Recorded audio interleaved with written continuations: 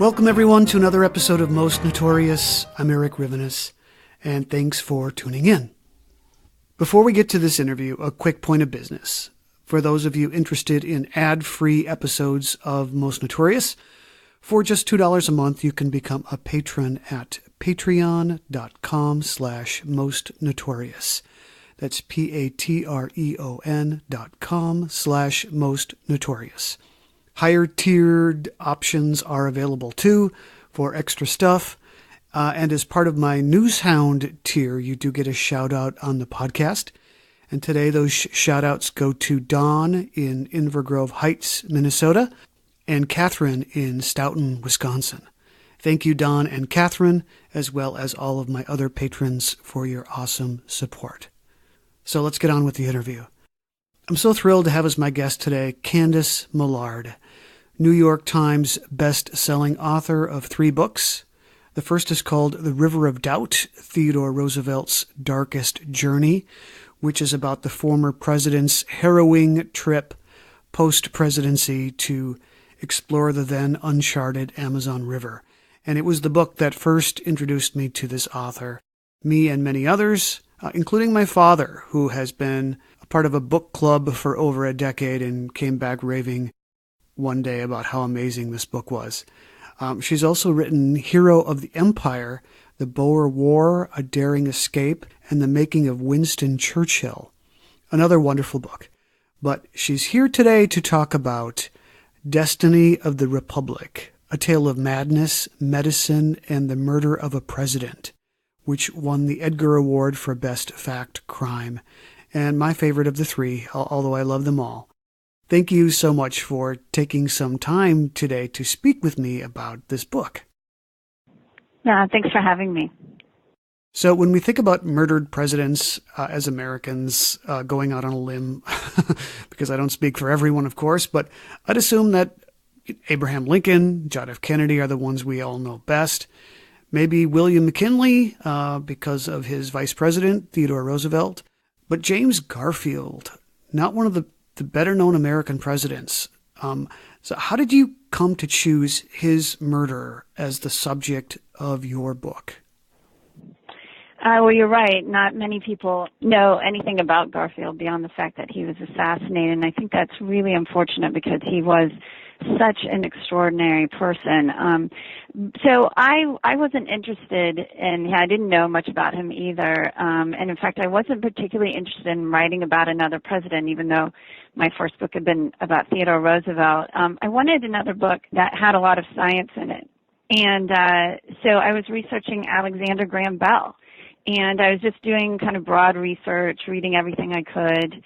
And I just stumbled upon this story of him inventing something called an induction balance to try to find the bullet in Garfield after Garfield had been shot. And first of all, it really surprised me. I thought, why have I never heard this story about Alexander Graham Bell, one of the greatest inventors in history, and one of, just 4 American presidents who've been assassinated. And then it made me wonder who James Garfield was and why this young Alexander Graham Bell, who kind of had the world at his feet and had accomplished so much, he just stopped everything he was doing and he poured everything he had, working night and day, into this invention to try to help Garfield. So I wanted to find out who Garfield was, so I started researching him, and I was just blown away. As I said, he was just extraordinary. He was absolutely brilliant. He was incredibly brave. He was kind. He was decent. He was modest. He was very progressive for the time. And it just broke my heart that he had been forgotten, and I just kind of got swept up into the story. And you portray him so vividly in your book. I mean, he was an extraordinary individual. Part of his attraction for me is that he really came from humble beginnings, and he pulled himself up from poverty, a la Ragged Dick, right, into an incredibly popular political figure. Yes, he was our last president to be born in a log cabin. He was extremely poor. His father died before he was 2 years old. He didn't have shoes until he was 4 years old in Ohio. And his mother, though, was well educated. She came from an educated family and believed that education was the future and the promise for her son and for this country. And she and her older son, Garfield's older brother, worked and worked to save just a little bit of money. It was like $17 so that he could go to school. And they knew that not only should he be educated, but he would take to education extremely well because he was obviously so smart. So he went to this little school in Ohio, and it's now known as Hiram.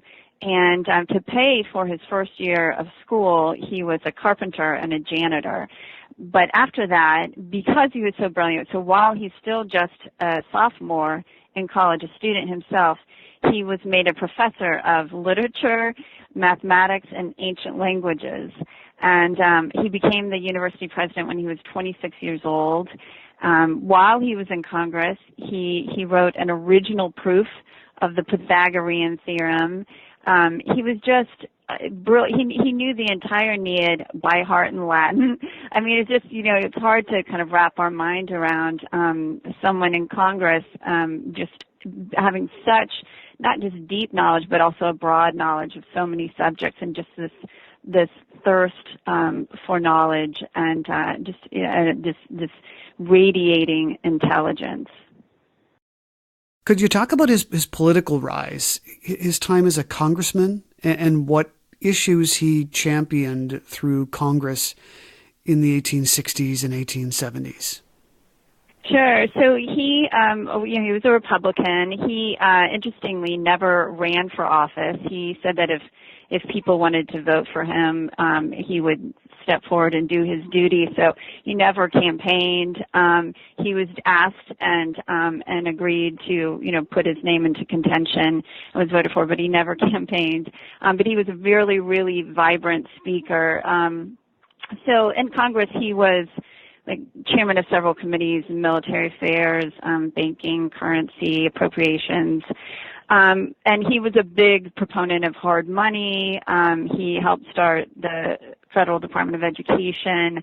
But what he felt most strongly about was fighting for first abolition. So he ended up leaving Congress to fight in the Civil War and was a hero in the Civil War for the Union Army, helped save Kentucky for the Union, and had always felt very strongly about abolition. He had hit a runaway slave, and while he was in Congress after the war, he gave an absolutely riveting and powerful and effective speech on behalf of black suffrage, and so he was very much involved in black suffrage, also defending the Freedmen's Bureau. So those were the things that he felt very, very strongly about and was very effective in making progress in those areas. A pivotal moment for James Garfield was the 1880 Republican National Convention. Could you explain what his role was meant to be there and how it changed over the course of the convention? Mm-hmm. So he, as any bright young political figure, he had, of course, thought about the presidency, but he saw what he called the fever for the presidency did to the people around him. And, it took them over, and it often replaced a lot of their ideals and values. And he didn't want to do that. And so he didn't want to run for president. But because he was so charismatic and such a powerful speaker, people around him were all talking about, the possibility of him being the Republican candidate.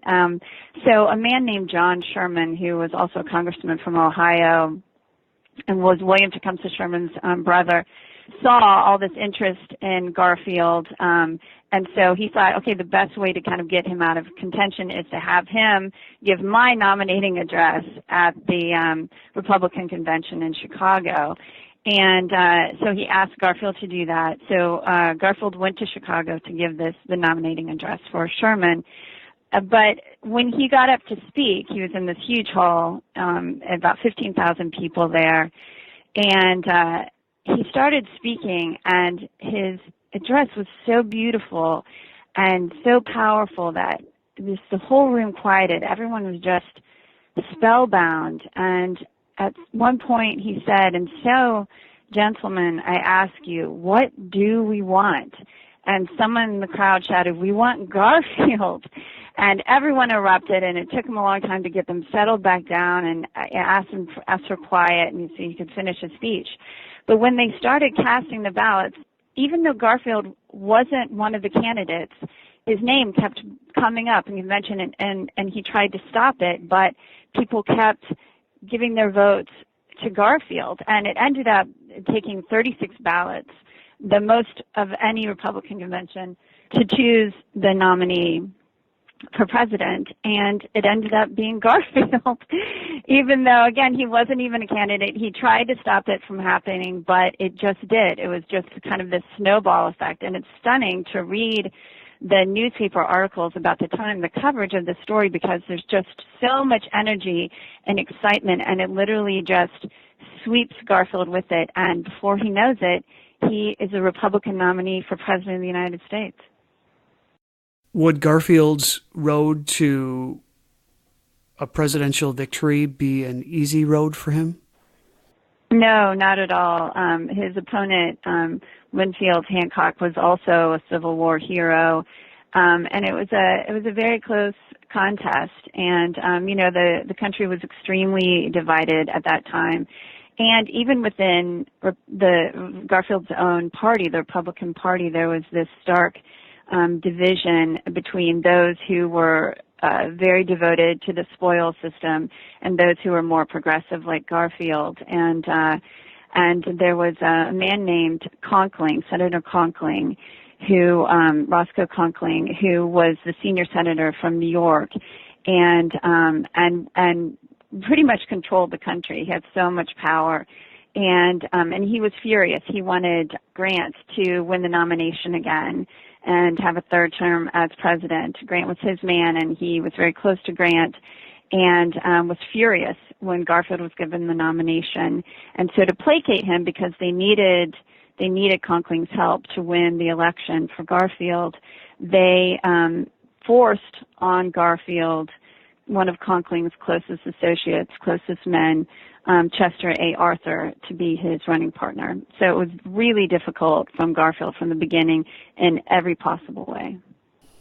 But an extraordinary thing about this election is that Garfield didn't campaign very hard, did he? He didn't campaign at all, and he was told to not to. He stayed at home. He had a beautiful home, a farmhouse in Ohio, now known as Lawnfield. It's a National Historic Site now.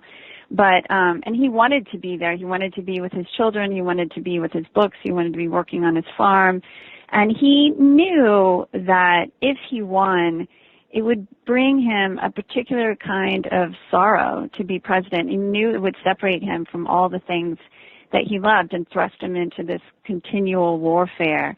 And so he stayed at home. People came to him. He actually gave the first campaign speech in a foreign language. He spoke German, and a group of German immigrants came to him, and he spoke to them from his front porch in German. And he had several groups of African Americans, former slaves, who believed in him and were so excited about his nomination. In fact, Frederick Douglass campaigned for him, and some of these groups would come to him at Lawnfield, and he would speak with them, but he didn't go on the campaign trail at all, or anything like it.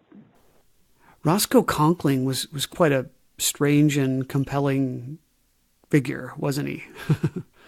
Yeah, he was. He's kind of the perfect villain, He was just such a character. So, as I said, he was, incredibly powerful. But he was also just this vain, preening guy. He liked to wear these canary yellow waistcoats, and he would write in lavender ink, and he had this really great spit curl in the middle of his forehead, and he recoiled at the slightest touch, and he was just incredibly vain. But as the senior senator from New York, he controlled the New York Customs House, which at that time was the largest federal office in the United States. It controlled 70% of the country's customs revenue. And so he controlled that, and he controlled the patronage in his state, and he expected and demanded complete and unquestioning loyalty from anyone around him. And as I said, he was enraged by Garfield's nomination and election, and he was determined to try to control Garfield, and really frustrated that in the end he couldn't. So the spoil system, this system of patronage, it's a theme that runs throughout the entire book. And when you introduce Charles Guiteau, this becomes an important part of his personal story. And it really begins when Guiteau tries to be involved in Garfield's presidential campaign, right? That's right. So Charles Guiteau, if you read most accounts of Garfield's assassination, he's just called a disgruntled office seeker. But, that doesn't cover even the smallest part of it. He was this uniquely American character. He was, I call him a self-made madman. He was really smart, actually, and very clever, but he was, without question, mentally ill. So he had tried everything, and he had failed at everything. He had tried law, evangelism. He had even lived for a time in a free love commune, in the 1800s, but he had been rejected even there. The women in the commune had nicknamed him Charles Get Out. But he believed that he was going to do something great with his life, and he believed that he was brilliant in his own way, and he just kind of was just extremely scrappy, as I said. So he would travel all around the country by train. He never bought a ticket. He would just jump on and off of trains. He would move from boarding house to boarding house without paying his rent. He worked for a time as a bill collector, and he just kept anything that he managed to collect. So when he hears about Garfield's nomination, he becomes obsessed with Garfield, and he moves to New York, and he thinks that he's going to campaign for Garfield, and he's going to single-handedly make Garfield president. So he goes to the campaign offices every day, and finally they say, sure, you can give a speech for us. And he gives one speech. He kind of steps on stage, kind of rambles for a few minutes, and then leaves. But he, in his mind, when Garfield is elected, he thinks, well, I've done that then. And he believes very fiercely in the spoils system, and so he thinks, okay, it's first come, first serve. I'm going to go to Washington now and say, look, I helped get you elected. Now you need to make me a consul for Paris, I think is what he wanted. So some just extreme idea. He wasn't remotely qualified for any position, much less as an ambassador. But again, in his mind, he was very delusional. He thought that he deserved this, and so he moves to Washington and just immediately begins to stalk Garfield. And now a quick word from our sponsor. Hey, this is Olivia. And I'm Tashana. We're the hosts of Something's Not Right. We do a bunch of research and then we tell each other crazy stories. They're usually about true crime, but we're down to talk about anything strange or disturbing. So if that sounds like your kind of thing, and you don't mind a little salty language, check us out. For more info on Something's Not Right, visit notrightpodcast.net.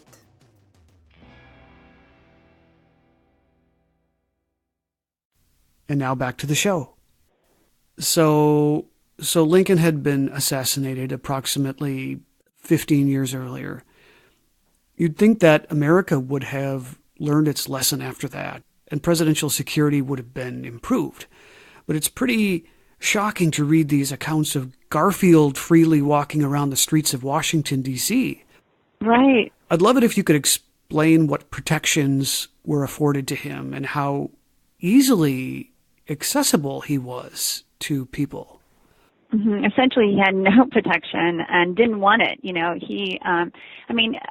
Again, as you say, this is 16 years after Lincoln's assassination, but Garfield, all he had was this aging police officer who kind of was sort of around, and he had his young personal secretary who tried to filter people out. But because the spoil system was so strong, he was expected to meet with the public, with office seekers for, a huge range of offices within the federal government, from 9 o'clock to 1 p.m., 9 a.m. to 1 p.m. every day in his office, one-on-one, the president was.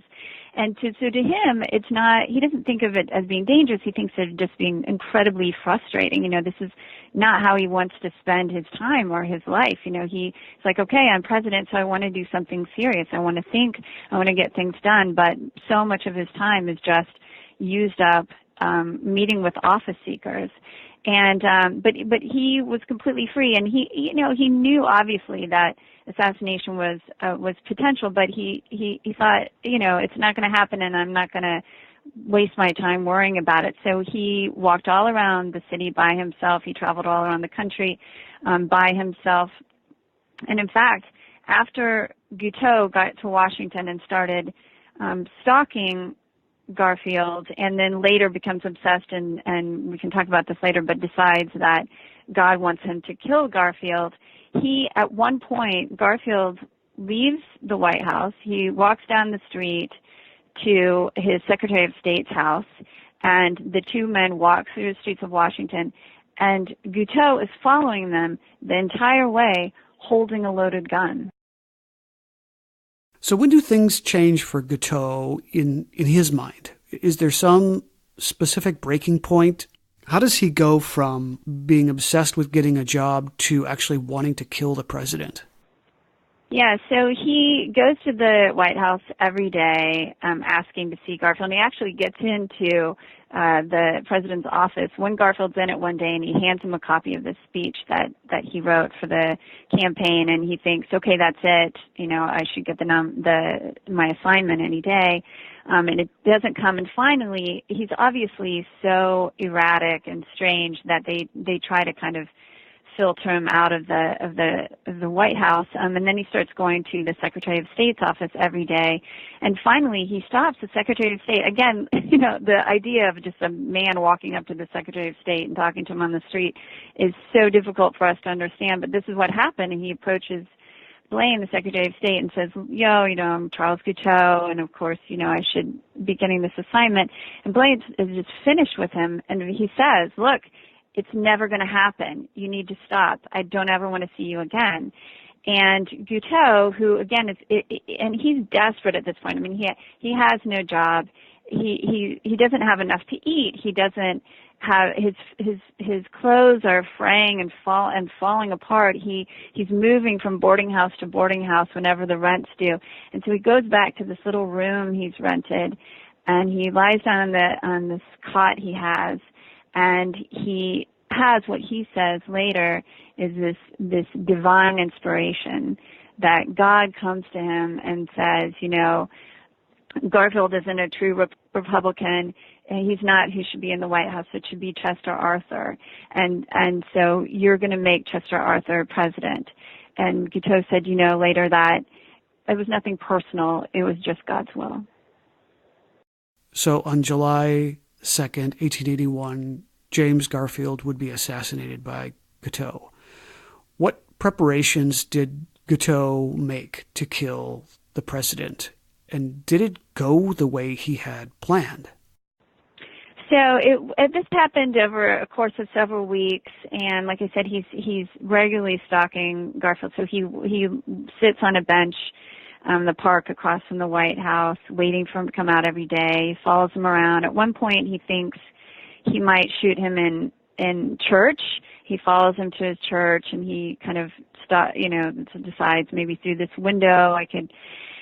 He follows him to Garfield's wife was very, very ill, nearly died at one point, and as she's starting to recover, he takes her to a train station. She's going to go to New Jersey to recover, and Guiteau thinks about shooting Garfield then, but he thinks, well, Lucretia's ill, I'll wait. So finally, he thinks, okay, the day has come. He finds out that Garfield is going to also go on a trip. He's going to be in the train station, the Baltimore and Potomac train station, which is right on the National Mall. It actually used to stand right where the National Museum of Art, the Smithsonian National Museum of Art now stands. And as a side note, Theodore Roosevelt was actually the person to finally pull down that station. It was really dangerous because there were tracks right on the mall, and trains were often skipping the tracks and killing people. So anyway, Guiteau goes to this train station and waits for Garfield, and Garfield pulls up in a carriage with a Secretary of State who just insisted on coming with him. Again, no guard or anything. He steps out. He steps into the train station, and Guiteau immediately steps out of the shadows and shoots him twice. The first bullet just goes through his arm, but the second bullet hits him in the back. So chaos, of course, ensues. Guiteau doesn't get very far. In fact, he doesn't make any real effort to escape, does he? No, he doesn't. In fact, he had thought about this for a long time, not just about the assassination, but what would happen after the assassination, because his particular brand of madness, his delusions led him to believe that this would make him famous. So this was his moment of greatness. And he believed that Chester Arthur would be so grateful to him for making him president that, he would reach out to him and he would of course pardon him, and then, and then Guiteau thought that he then would run for president because he would be so popular. So he had actually written a letter ahead of time to William Tecumseh Sherman saying, I've assassinated the president. I'm going to be taken to this jail. Please send out the troops to release me. So, but things immediately don't go the way Guiteau had kind of envisioned them. Garfield, he's forgotten today, but the people of the country loved him. He was incredibly popular and beloved, and because he represented something for everyone. He come from poverty. He had pulled himself out. He had made something out of himself. He was incredibly smart. He was incredibly kind and progressive. So there's just a lot of interest and pride in him, and there was this immediate, not just chaos, but fury when he was shot in this train station. And Guiteau was immediately captured, and people are screaming for him to be lynched right there, or to be thrown under the wheels of a train. Wow. And obviously there is great attention paid to President Garfield, who is lying there on the floor. These first few minutes of his care are of course very crucial for him. What kind of medical attention does he receive initially? So, today we just can't even imagine this. So, here's this man this president who's just been shot. He's lying on the floor of the train station. You can't imagine a filthier spot. And he's finally, they find this old horsehair and hay mattress and put him on it. And they take him upstairs to a room above the station. And Lincoln's son, who is actually Garfield's Secretary of War, he remembers that there's a man named Dr. Willard Bliss. His first name is actually Doctor. So Dr. Willard Bliss, who had been with President Lincoln at Lincoln's deathbed and was known to Garfield, and he was nearby. So Lincoln's son calls for Bliss to come to the train station, and he and several other doctors immediately begin to probe the wound in Garfield's back without any sterilization at all. So they're just incredibly filthy, bacteria-coated fingers and instruments. And, obviously no painkillers, nothing, just probing for this bullet. So he's in unbelievable pain and danger at that time, not just from having been shot, but from the medical care he's receiving. And finally they decide to take him to the White House, because at that time, if you were sick, the last place you wanted to go was to a hospital. They were so overcrowded. They were so dirty. They were so disease-ridden. The White House wasn't much better. It was falling apart. It was infested with rats, but that's the best they had. So they took him to the White House, and Dr. Bliss went along with them. But I mean, Garfield ends up having 12 different doctors probe this wound and reinfecting him with bacteria again and again and again.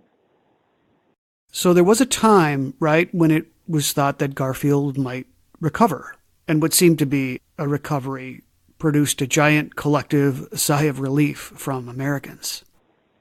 That's right. You know, he was this tall, strong, healthy man, and he did fight off the initial infection. You know, obviously the bullet itself dragging in, bits of his clothing and things that and introduced infection itself. But he fights off that initial infection. The problem is that the probings just never end, and so it's just, his body just can't fight off all these all the infection that's being introduced every single day, again and again and again, from Dr. Bliss.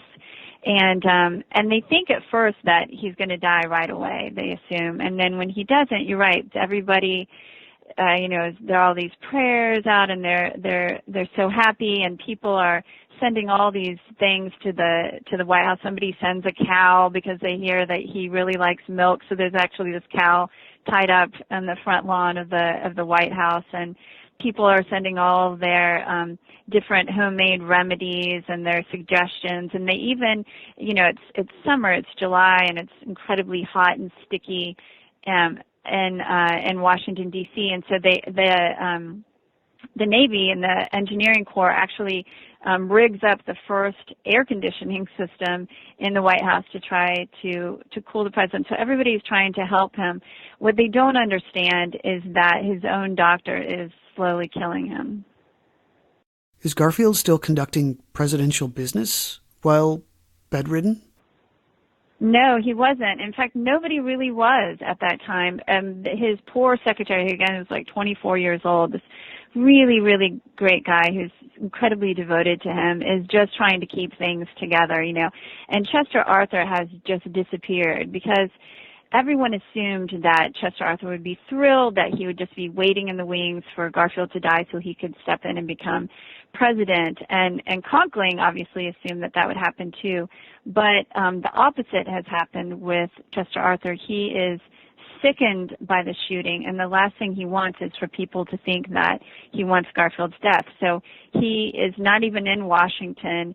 He's squirreled away somewhere, sickened and sad and useless. And so the White House, the administration, is just kind of limping along, and there's nothing in place. There's no precedent for something like this. Lincoln died right away, and Garfield is definitely too sick. I mean, he can't even read. He has to. His wife comes in and reads to him, and I mean, he's aware, he's clear-headed, but he's very, very ill.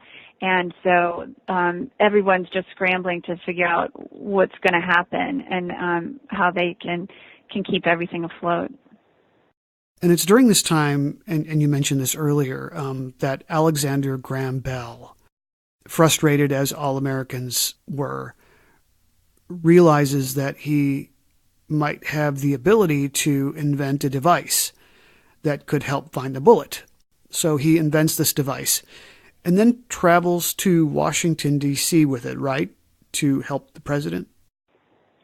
Right. So this is 16 yeit or so before the invention of the medical X-ray. So there's no way to tell where the bullet is. And Bliss, the doctor, is convinced. So it went into the bullet entered Garfield's right side, and he's convinced that's where it is. But actually, it's moved over to the left when he doesn't know. So everyone thinks that they need to find out where the bullet is, and Bell understands that the last thing you want is to continue with this probing. So he wants to find out where the bullet is so he can stop this incessant probing. And so he actually had invented this induction bounce to try to get rid of static in telephone lines that were caused by by other lines next to it. It was just causing static. And so he had invented this, and he realized that if he hooks it up to a telephone receiver, it can be used as a metal detector. And so, I mean, but that's his theory, and he's just making this up out of whole cloth. So he actually had a laboratory in Washington, D.C. He had won the Volta Prize not long before this, and had used that money to open this lab. And so he was there working when Garfield was shot. And he has all these other plans and ideas that he's working on, but he drops everything, and he just works night and day on perfecting this induction bounce. And he believes that it will work, but he doesn't know for sure. So he does things like he gets a slab of beef in, and he shoots into it and tries to find the bullet that way. And he goes to a place where there are a lot of, there are these veterans from the Civil War walking around with bullets inside them, and he tests it on that. And again, it proves that it works. So he contacts the White House, and he gets hold of Bliss, and he says, look, I've got this invention, this induction balance that I can use to try to find the bullet in the president. Will you let me try? And Bliss at this point is desperate because Garfield now has taken another turn for the worse, and he knows that the world is watching, and so he allows Bell to come and try. So Bell's invention eventually is proven to work, but it doesn't save Garfield's life. Could you talk about this attempt by Bell to use it on Garfield to save him?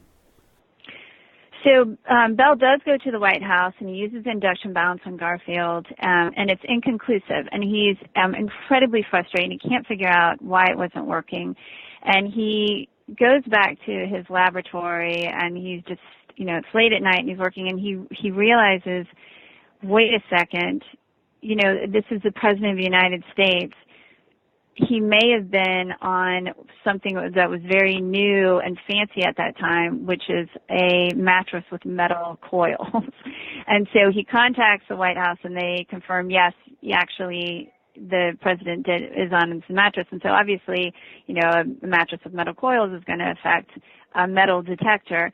But more than that, Bliss, because he was convinced that the bullet was on the right side of Garfield's body, and because he had stated that publicly, would only let Bell run the induction bounce over the right side, and the bullet was on the left. So anyway, after Garfield dies and they conduct the autopsy, and they find out that where the bullet is and that the cause of death was massive infection, Bell is vindicated, and the induction balance actually goes on to save countless lives. It's used in the Russo-Japanese War. It's used in the Boer War. And it was really, really effective and important medical tool until the invention of the medical X-ray, as I said, which was about 16 years later. But anyway, so Garfield continues to deteriorate, and finally he realizes that he's going to die, and he doesn't want to die in the White House. Again, it's falling apart, it's disgusting, and he has always loved the sea, and he wants to go to the sea. And so there's a rich person in New Jersey who donates his cottage, and they totally change this train. They outfit it so they can remove everything inside of this train car, and they can put a bed into it, and they take Garfield to New Jersey, and the tracks all along the way are lined with people, and they take him to this cottage, and this cottage is beautiful, and it's right on the coast, but they have to lay these special tracks to take the train right up to the door of the cottage, and when the train gets there, it can't kind of make it up this hill. So there are all these people who are standing around watching, and it's just this incredibly moving moment. They step out of the crowd, and they bodily lift this train car and push it up to the door of the cottage for their wounded president.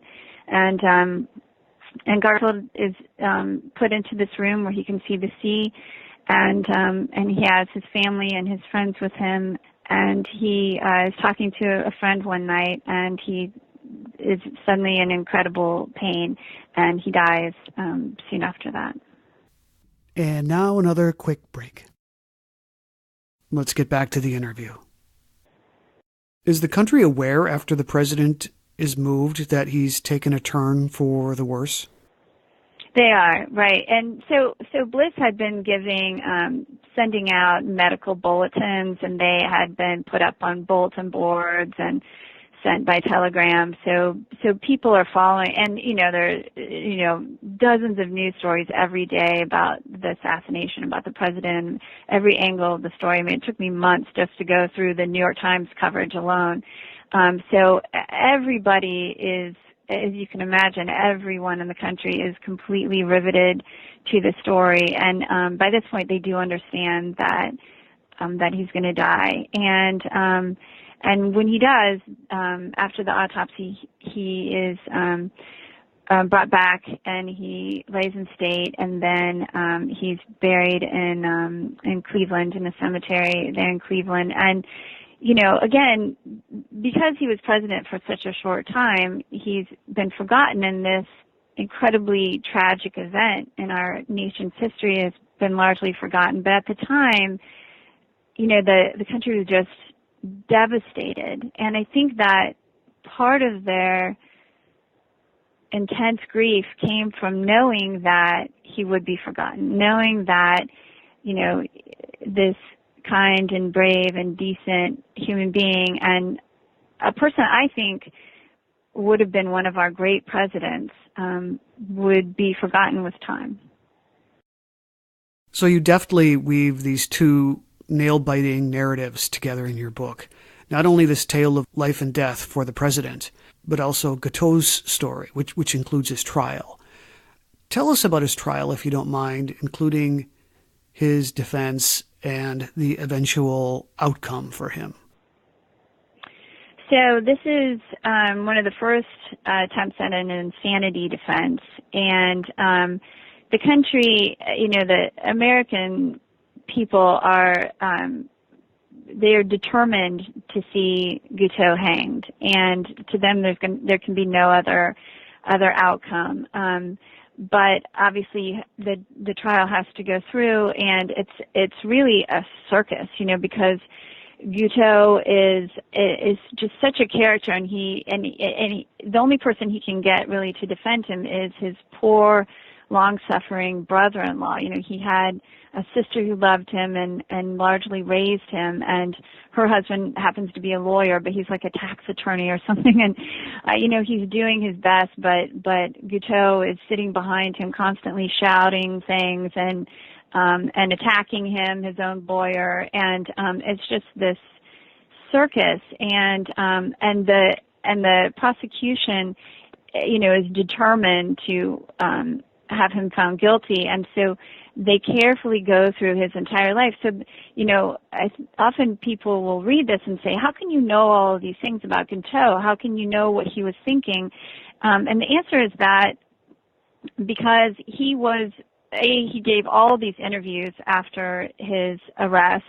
He wrote a memoir, but also during this trial, they go through every part of his life, and they bring people from his family, and he talks about the moment he thought that God had chosen him for something special in his life. He talked about the moment that he felt that God was telling him to kill the president. So the trial transcript is huge. I copied the entire thing and spent months with it, and it goes into great detail, not just about the assassination, but about Guiteau himself and what he was thinking. And it's very obvious that he's mentally ill, and that he should have gotten help, a long time before, and that he should have never been allowed to be a danger to anyone, let alone the President of the United States. But again, the American people are determined to see him hanged, and so he finally is found guilty and sentenced to death. Is the execution pretty straightforward? Is it unique in any way? Yeah.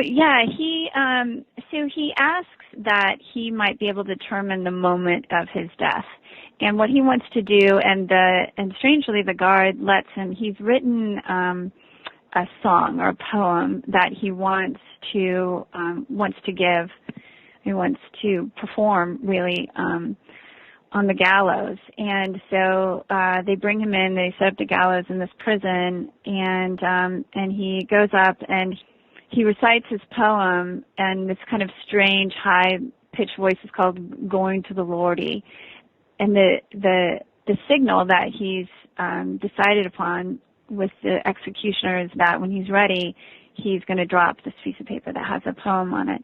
So he delivers the poem, and he drops the paper, and he's hanged.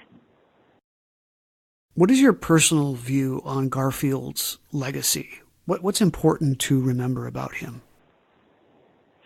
Well, I think that, as I said, I think that he would have been one of our great presidents, and I think the main reason is that he didn't want to be president, and so he didn't have to sacrifice his ideals and his values. He didn't owe anyone anything. He didn't even campaign. He came into the office fully intact, and he had a very clear vision of what he wanted for the country, what he hoped for the country, and I think he was incredibly progressive for the time. And so I think that, had he lived, it's quite possible that we would have been much farther, much earlier on things like rights for freed slaves and relations with the South and cleaning out corruption in government. But I think that we eventually got there. And when Chester Arthur, well, obviously we did, but I think even with his death, we got there faster than we would have without him, because Chester Arthur came in, and strangely, Chester Arthur made this astonishing transformation that nobody expected, not even himself. And he ended up, even though obviously he was not a great president, but he tried.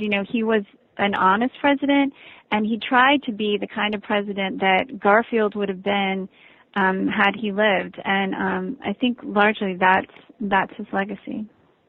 It's similar in some ways to Lyndon Johnson after John Kennedy's assassination. Mm-hmm. That's right. Yeah, taking up the mantle of, civil rights. Do you attribute Guiteau's actions completely to mental illness? I do, absolutely. And I actually have a lot of sympathy for Guiteau. I spent many years working on this book, and it's kind of impossible not to form an opinion about the characters you're writing about, and doing a lot of deep research. And obviously I came to really, really admire Garfield, and in fact, I remember the moment I wrote about his death, I called my husband, and I was in tears, and I said, I don't want to write this scene, as if I could. It was like 130 years at that point after Garfield's death, as if I could stop it from happening.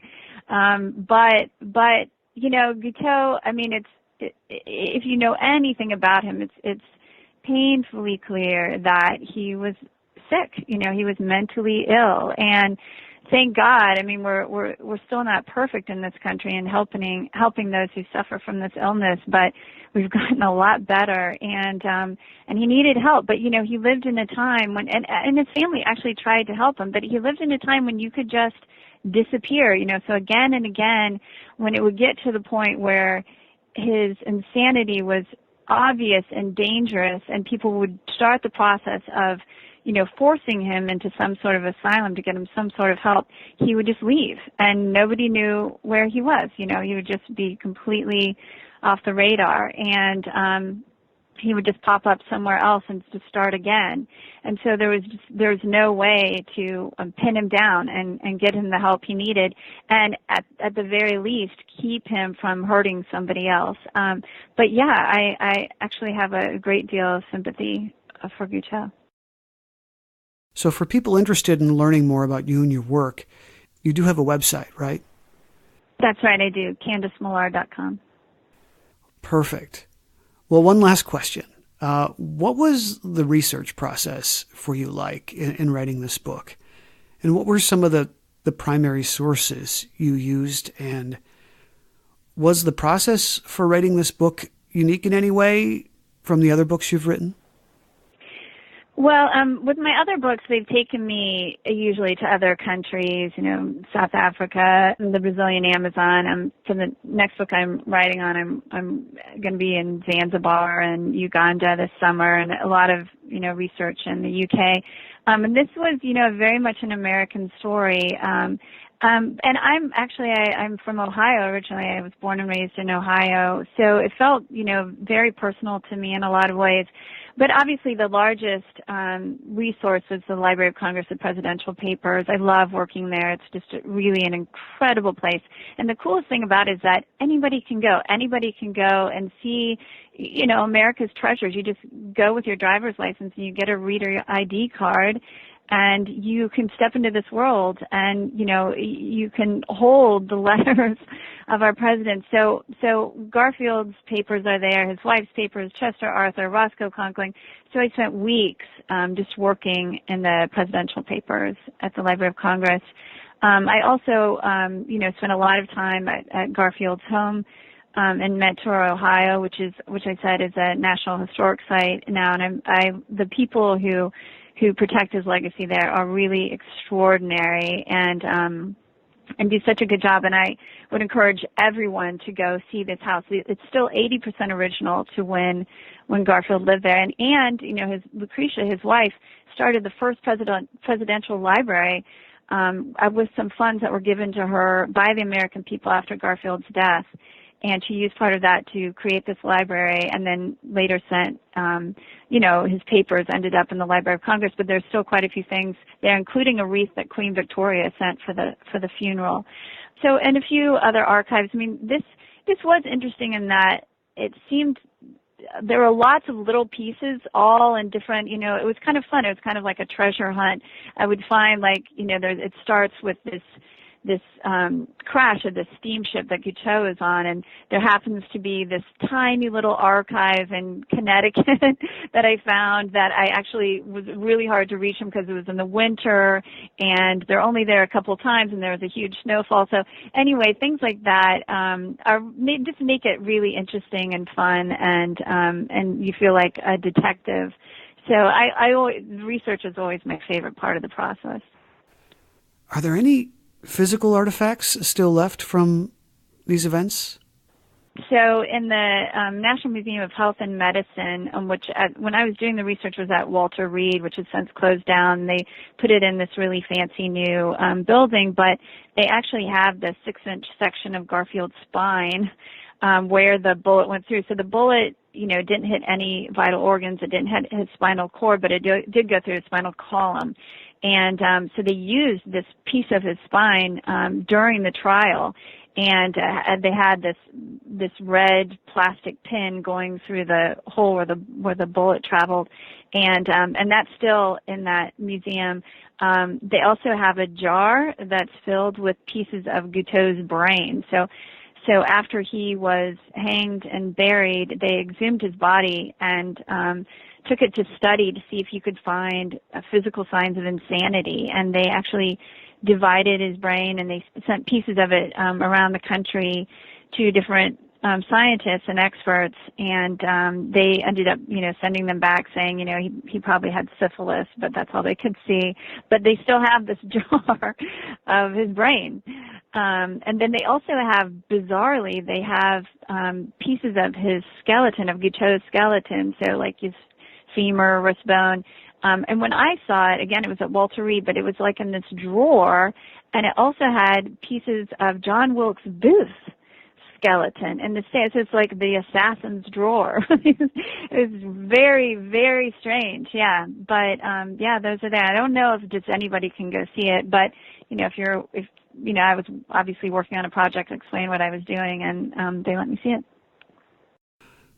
Well, this has been awesome. Thank you so much for taking some time to talk with me today. Thank you. I really enjoyed it. Again, my guest has been Candice Millard, author of Destiny of the Republic, A Tale of Madness, Medicine, and the Murder of a President.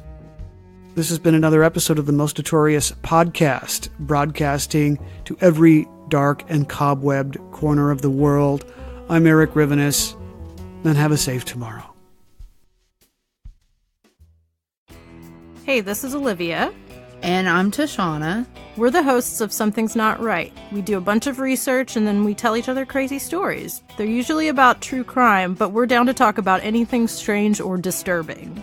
So if that sounds like your kind of thing, and you don't mind a little salty language, check us out. For more info on Something's Not Right, visit notrightpodcast.net.